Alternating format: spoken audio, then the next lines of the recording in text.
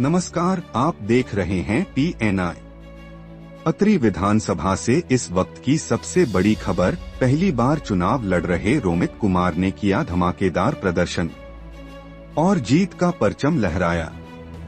जी हां, रोमित कुमार ने अपनी प्रतिद्वंदी वैजयंती देवी को 2777 वोटों के बड़े अंतर से मात देते हुए ऐतिहासिक जीत दर्ज की है।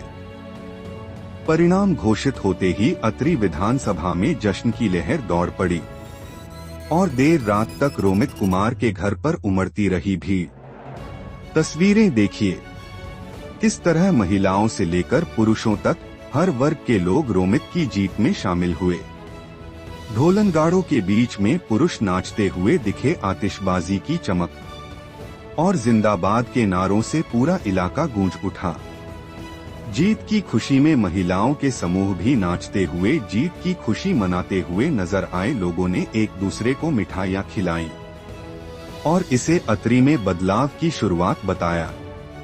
स्थानीय लोगों का कहना है कि रोमित कुमार की जीत जनता के भरोसे की जीत है और वे उम्मीद करते हैं कि रोमित क्षेत्र में नए विकास की कहानी लिखेंगे।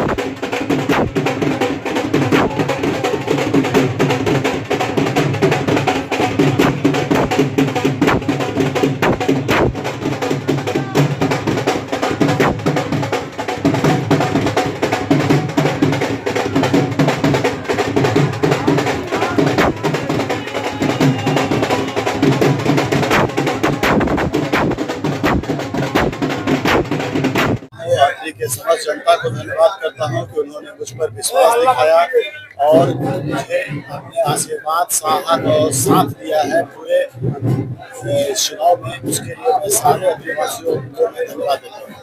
और ये एक ऐसा पल है जहां अत्रि के परिवर्तन की गाथा लिखी जाएगी, क्योंकि जंगल राज पूरे बिहार से 90 के दशक के बाद से खत्म हो गया था, नीतीश कुमार जी के शासन के बाद। लेकिन अत्रि एक ऐसा जगह रह गया था जहां जंगल राज आज भी था। लोग खौफ और डर के माहौल में जी रहे थे। आप ताजा उदाहरण देख सकते हैं कि जस्ट वोटिंग के एक दिन पहले हमारे 2 कार्यकर्ताओं पर प्रहार किया गया, मारा गया, पीटा गया। तो वो डराने का एक प्रयास था। लोगों को ये डराना चाहते थे कि आप डर और भय के माहौल में मुझे वोट करिए। लेकिन वहाँ की जनता ने तय कर लिया था कि अब मुझे नीतीश कुमार जी के साथ चलना है। यही कारण है कि इतना प्रचंड बहुमत से मुझे जो आशीर्वाद मिला है अत्रि के लोगों द्वारा, वो काबिल तारीफ है। विकास हो रहा है, कितना खराब अत्रि में खास करके काफी दिनों से जो किसानों के लिए पैन की समस्या है, बहुत दिनों से पैन जो नीली पैन है और भी बहुत सारे पैन है जिनका जीर्णोद्धार नहीं हुआ, उनको जीर्णोद्धार करना है। दूसरा है कि डिग्री कॉलेज नहीं है, बाबा दशरथ मांझी जी के नाम पर एक यूनिवर्सिटी की मेरी मांग है, जो मैं चाहता हूँ कि लागू हो। इस तरह की कई योजनाएं, वहाँ से लेबर्स का बहुत ज्यादा माइग्रेशन है, तो जॉब कैसे क्रिएट करके वहाँ नेबर्स के लोगों को रोका जाए। इस तरह की कई मुद्दों पर सबसे पहले पहल करना है। और खास करके जब मैं घूम रहा था गांव-गांव, गली-गली, तो गली गली का बहुत ज्यादा सी समस्या है, पानी के पीने का समस्या है गरीब लोगों के पास।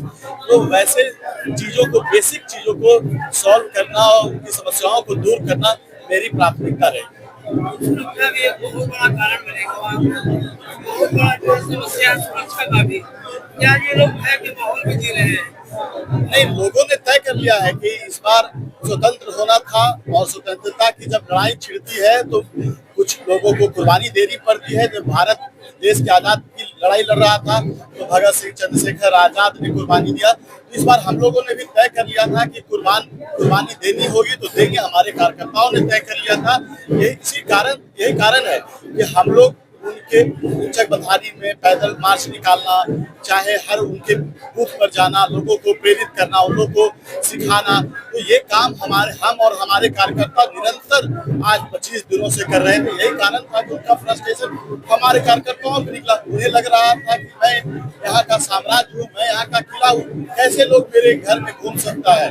तो ये अतरी किसी का किला और साम्राज्य नहीं है, ये अतरी के वासी गरीब गुरबों का जगह है। और यहाँ के गरीब गुरबा अगर ठान लेगा कि मुझे अतरी में विकास चाहिए, तो वो विकास की धारा के साथ आगे बढ़ेगा।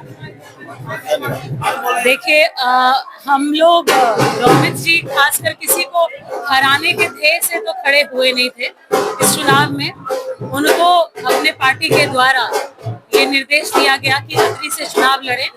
74 के जयप्रकाश नारायण के आंदोलन में मैं अग्रणी सिपाही था, मैं जेल में भी था। मेरे साथ लालू जी वगैरह वगैरह जितने बड़े नेता आज के डेट में हैं, वो सभी मेरे साथ जेल में बांकीपुर में बंदी के रूप में थे।